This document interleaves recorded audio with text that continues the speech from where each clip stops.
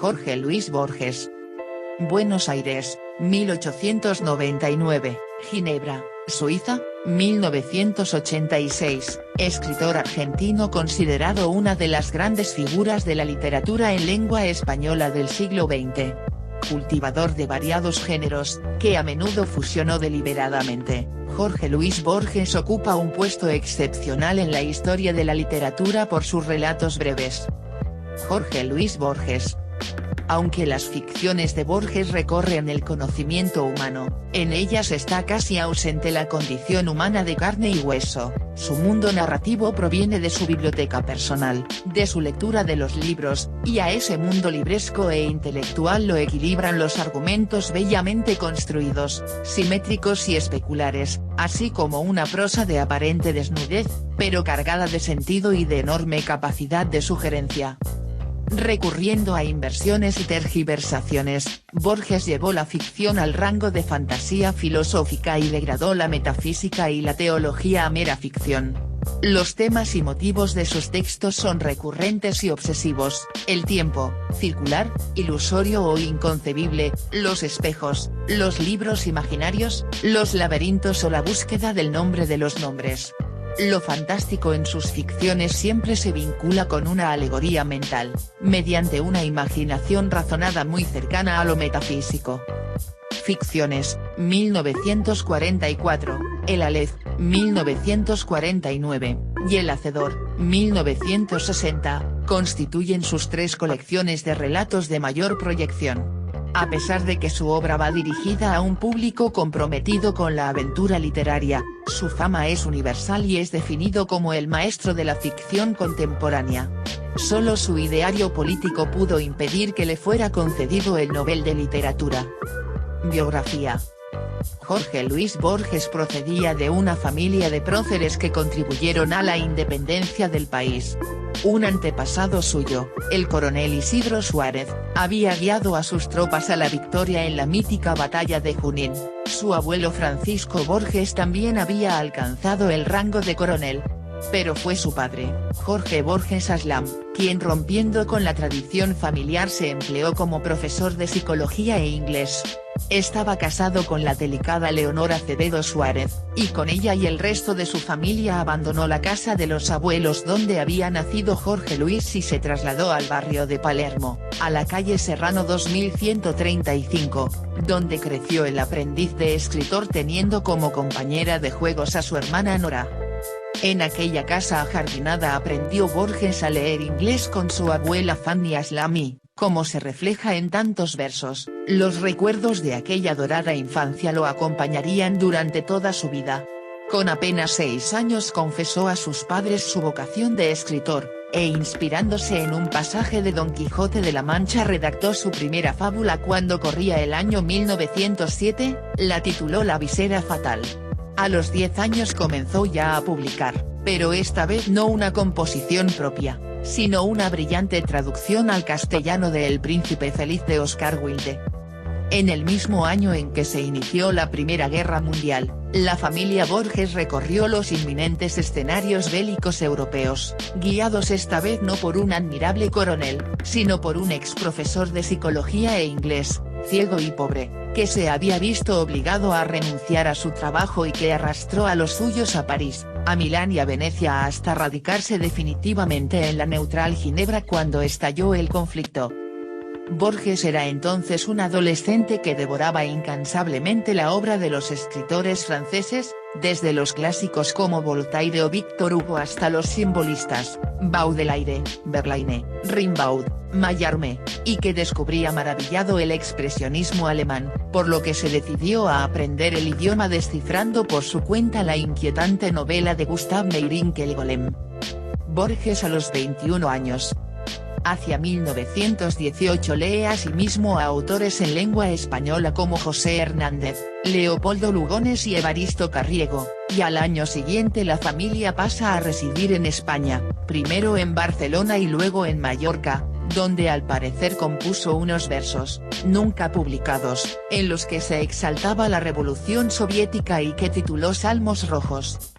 En Madrid trabará amistad con un notable políglota y traductor español, Rafael Cansinos Assens, a quien extrañamente, a pesar de la enorme diferencia de estilos, proclamó como su maestro. Conoció también a Valle Inclán, a Juan Ramón Jiménez, a Ortega y Gasset, a Ramón Gómez de la Serna, a Gerardo Diego. Por su influencia, y gracias a sus traducciones, fueron descubiertos en España los poetas expresionistas alemanes, aunque había llegado ya el momento de regresar a la patria convertido, irreversiblemente, en un escritor. La juventud ultraísta. De regreso en Buenos Aires, en 1921 fundó con otros jóvenes la revista Prismas y, más tarde, la revista Proa, firmó el primer manifiesto ultraísta argentino, y, tras un segundo viaje a Europa, entregó a la imprenta su primer libro de versos, Fervor de Buenos Aires, 1923. Seguirán entonces numerosas publicaciones, algunos felices libros de poemas, como Luna de Enfrente, 1925, y Cuaderno San Martín, 1929, y otros de ensayos, como Inquisiciones, El tamaño de mi esperanza y El idioma de los argentinos, que desde entonces se negaría a reeditar. Durante los años 30 su fama creció en Argentina y su actividad intelectual se vinculó a Victoria Ocampo y Silvina Ocampo. Las hermanas Ocampo le presentaron a su vez a Adolfo Bioy Casares, pero su consagración internacional no llegaría hasta muchos años después. De momento ejerce asiduamente la crítica literaria, traduce con minuciosidad a Virginia Woolf, a Henry Michaux y a William Faulkner y publica antologías con sus amigos, frecuenta a su maestro Macedonio Fernández y colabora con Victoria Ocampo en la fundación de la emblemática revista Sur, 1931, en torno a la cual se moverá lo mejor de las letras argentinas de entonces, Oliverio Girondo, Enrique Anderson Inverti y el mismo Bioy Casares, entre otros. En 1938 fallece su padre y comienza a trabajar como bibliotecario en las afueras de Buenos Aires. Durante las Navidades de ese mismo año sufre un grave accidente, provocado por su progresiva falta de visión, que a punto está de costarle la vida. Al agudizarse su ceguera, Borges deberá resignarse a dictar sus cuentos fantásticos, y desde entonces requerirá permanentemente de la solicitud de su madre y de sus amigos para poder escribir, colaboración que resultará muy fructífera. Así, en 1940, el mismo año en que asiste como testigo a la boda de Silvina Ocampo y Bioy Casares, publica con ellos una espléndida antología de la literatura fantástica, y al año siguiente una antología poética argentina. En 1942, Borges y Bioy se esconden bajo el seudónimo de H. Bustos Domecq y entregan a la imprenta unos graciosos cuentos policiales que titulan 6 problemas para Don Isidro Parodi. Sin embargo, su creación narrativa no obtiene por el momento el éxito deseado, e incluso fracasa al presentarse al Premio Nacional de Literatura con sus cuentos recogidos en el volumen El Jardín de Senderos que se bifurcan, 1941, los cuales se incorporarán luego a uno de sus más célebres libros, Ficciones, 1944, obra con que se inicia su madurez literaria y el pleno reconocimiento en su país. Del peronismo a Videla.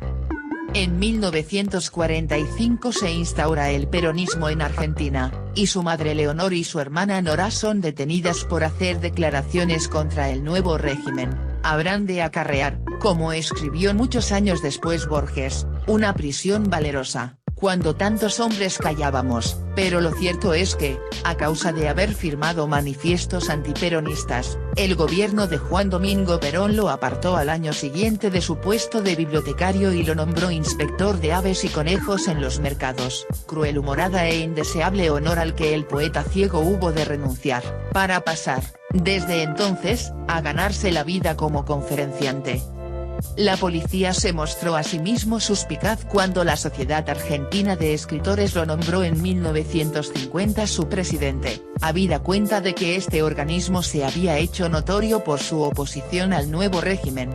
Ello no obsta para que sea precisamente en esta época de tribulaciones cuando publique su libro más difundido y original, El Aleph, 1949, ni para que siga trabajando incansablemente en nuevas antologías de cuentos y nuevos volúmenes de ensayos antes de la caída del peronismo en 1955.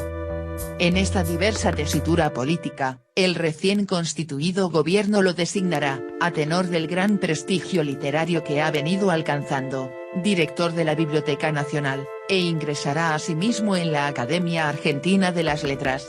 Enseguida los reconocimientos públicos se suceden: Doctor honoris causa por la Universidad de Cuyo, Premio Nacional de Literatura, Premio Internacional de Literatura Formentor, que comparte con Samuel Beckett, Comendador de las Artes y de las Letras en Francia, Gran Premio del Fondo Nacional de las Artes de Argentina, Premio Interamericano Ciudad de São Paulo. Inesperadamente, en 1967 contrae matrimonio con una antigua amiga de su juventud, Elsa Astete Millán, boda de todos modos menos tardía y sorprendente que la que formalizaría pocos años antes de su muerte, ya octogenario, con María Kodama, su secretaria, compañera y lazarillo, una mujer mucho más joven que él, de origen japonés, a la que nombraría su heredera universal. Pero la relación con Elsa fue no solo breve, sino desdichada, y en 1970 se separaron para que Borges volviera de nuevo a quedar bajo la abnegada protección de su madre. Jorge Luis Borges y María Kodama.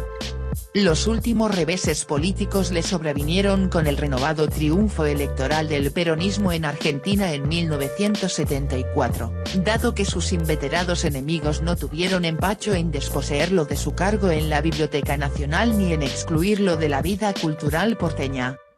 2 años después, ya fuera como consecuencia de su resentimiento o por culpa de una honesta alucinación, Borges, cuya autorizada voz resonaba internacionalmente, saludó con alegría el derrocamiento del partido de Perón por la Junta Militar Argentina, aunque muy probablemente se arrepintió enseguida cuando la implacable represión de Jorge Videla comenzó a cobrarse numerosas víctimas y empezaron a proliferar los desaparecidos entre los escritores. El propio Borges, en compañía de Ernesto Sábato y otros literatos, se entrevistó ese mismo año de 1976 con el dictador para interesarse por el paradero de sus colegas desaparecidos.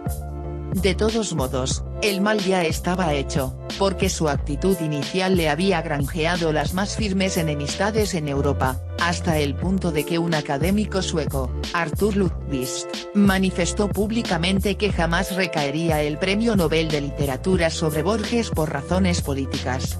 Ahora bien, pese a que los académicos se mantuvieron recalcitrantemente tercos durante la última década de vida del escritor, se alzaron voces, cada vez más numerosas, denunciando que esa actitud desvirtuaba el espíritu del más preciado premio literario. Para todos estaba claro que nadie con más justicia que Borges lo merecía y que era la Academia Sueca quien se desacreditaba con su postura. La concesión del Premio Cervantes en 1979 compensó en parte este agravio. En cualquier caso, durante sus últimos días Borges recorrió el mundo siendo aclamado por fin como lo que siempre fue, algo tan sencillo e insólito como un maestro. La obra de Jorge Luis Borges. Borges es sin duda el escritor argentino con mayor proyección universal. Se hace prácticamente imposible pensar la literatura del siglo XX sin su presencia, y así lo han reconocido no solo la crítica especializada, sino también las sucesivas generaciones de escritores, que vuelven con insistencia sobre sus páginas como si éstas fueran canteras inextinguibles del arte de escribir. Borges fue el creador de una cosmovisión muy singular, sostenida sobre un original modo de entender conceptos como los de tiempo, espacio, destino o realidad.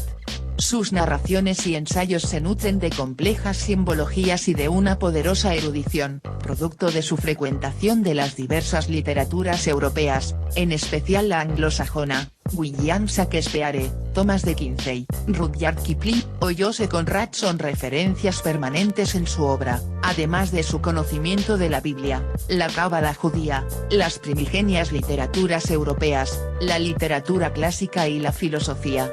Su riguroso formalismo, que se constata en la ordenada y precisa construcción de sus ficciones, le permitió combinar esa gran variedad de elementos sin que ninguno de ellos desentonara. Los inicios poéticos. Borges había conocido en Madrid a los jóvenes escritores del grupo ultraísta, que se nucleaban en torno al poeta andaluz Rafael Cansino Sassens. A su retorno a la Argentina, a comienzos de la década de 1920, difundió entre sus pares esa nueva concepción de la poesía y las imágenes poéticas, principalmente dentro del grupo de los escritores vanguardistas. El primer libro de poemas de Borges fue Fervor de Buenos Aires, 1923, en el que ensayó una visión personal de su ciudad, de evidente cuño vanguardista. En 1925 dio a conocer Luna de Enfrente y, 3 años más tarde, Cuaderno San Martín, poemarios en los que aparece con insistencia su mirada sobre las orillas urbanas, esos bordes geográficos de Buenos Aires en los que años más tarde ubicará la acción de muchos de sus relatos. Puede decirse que en estos primeros libros Borges funda con su escritura una Buenos Aires mítica, dándole espesor literario a calles y barrios, portales y patios. El poeta parece rondar la ciudad como un cazador en busca de imágenes prototípicas, que luego volcará con maestría en sus versos y prosas.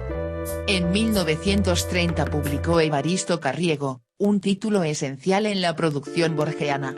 En este ensayo, al tiempo que traza una biografía del poeta popular que da título al libro, se detiene en la invención y narración de diferentes mitologías porteñas, como en la poética descripción del barrio de Palermo.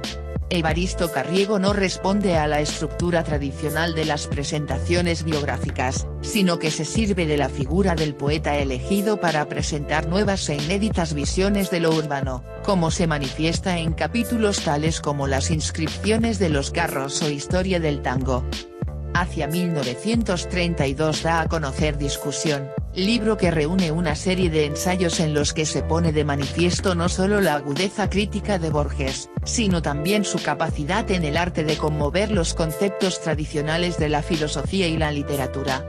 Además de las páginas dedicadas al análisis de la poesía gauchesca, este volumen integra capítulos que han servido como venero de asuntos de reflexión para los escritores argentinos, tales como el escritor argentino y la tradición, el arte narrativo y la magia o la supersticiosa ética del lector. En 1935 aparece Historia Universal de la Infamia, con textos que el propio autor califica como ejercicios de prosa narrativa y en los que es evidente la influencia de Robert Louis Stevenson y G. K. Chesterton. Este volumen incluye uno de sus cuentos más famosos, El hombre de la esquina rosada. Le siguieron los ensayos de Historia de la Eternidad, 1936. La madurez de un narrador. El accidente casi mortal que sufrió a fines de 1938 marcó el antes y el después de su destino. De él saldría con la secuela del avance irreversible de su ceguera y con la decisión de enfrentarse a la creación de ficciones, cuyo primer fruto será el memorable relato El Sur, y el libro que iniciará la ininterrumpida sucesión de sus obras maestras, El jardín de senderos que se bifurcan, 1941. A partir de ese momento, la vida y la obra de Borges entran en una madurez y en una creciente divulgación en círculos concéntricos, que solo se interrumpirán con su muerte, casi medio siglo más tarde.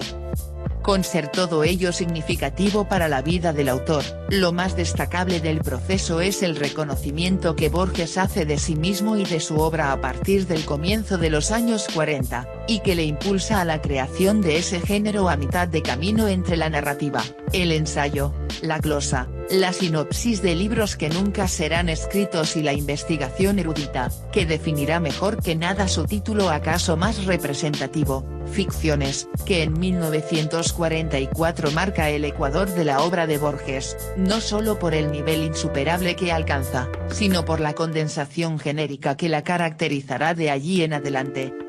Ciertamente, Ficciones, 1944, acabó de consolidar a Borges como uno de los escritores más singulares del momento en lengua castellana.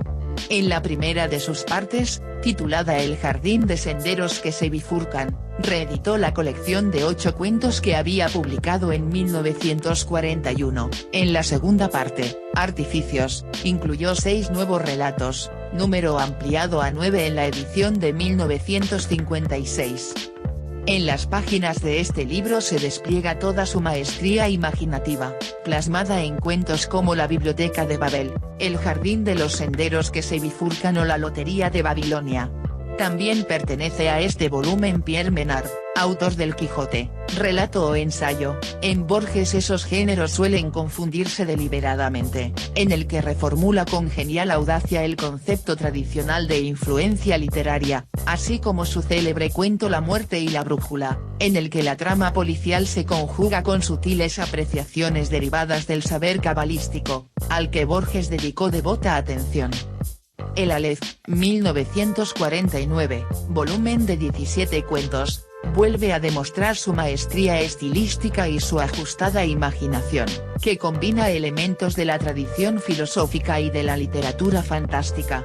Además del cuento que da título al libro, se incluyen otros como Emma Zunz, Deutsch Requiem, El Zaire y la escritura del dios.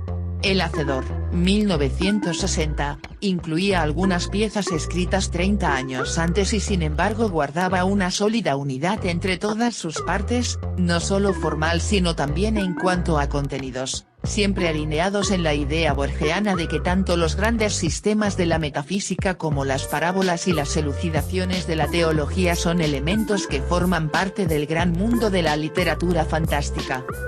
La consagración internacional. Con la obtención del Premio Internacional de Literatura Formentor, que comparte con Samuel Beckett en 1961, la crítica descubre a Borges a nivel planetario, y las invitaciones, los doctorados honoris causa, los ciclos de conferencias, los premios y las traducciones a las más diversas lenguas se sucedieron en un vértigo incesante, que lo convirtieron en uno de los escritores vivos de mayor prestigio y reconocimiento universal.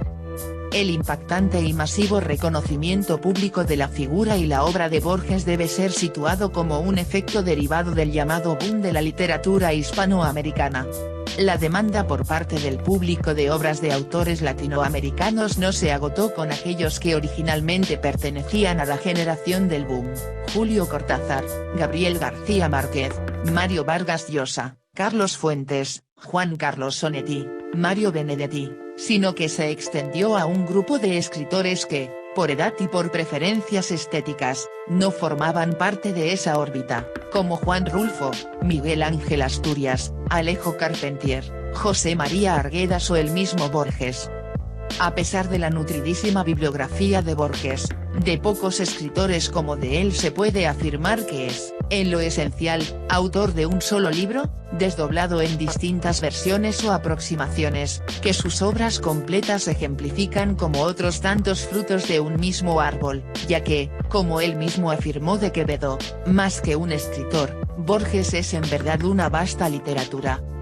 Así, sus obras en prosa posteriores a las mencionadas, Manual de Zoología Fantástica, 1957, El libro de los seres imaginarios, 1967, El informe de Brodier, 1970, El Congreso, 1971, El libro de arena, 1975, incluyen con frecuencia poemas.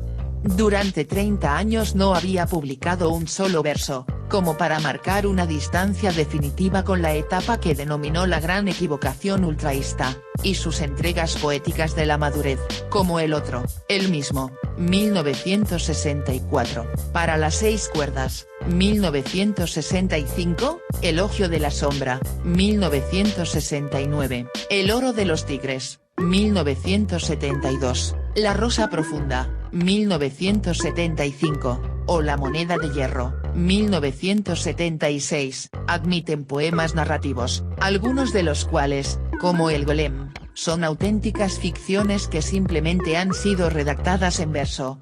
La obra de Borges se reparte también en un buen número de volúmenes escritos en colaboración, tanto dedicados a la ficción como al ensayo. Engrosan el caudal de sus escritos una gran cantidad de notas de crítica bibliográfica y comentarios de literatura, aparecidos en diferentes publicaciones periódicas argentinas y extranjeras, además de conferencias y entrevistas en las que desplegó con inteligencia y mordacidad sus puntos de vista. Se trata de una parte de su obra que, casi a la misma altura que sus libros considerados mayores, ha sido objeto recurrente de comentario y estudio por parte de la crítica y de numerosas recopilaciones.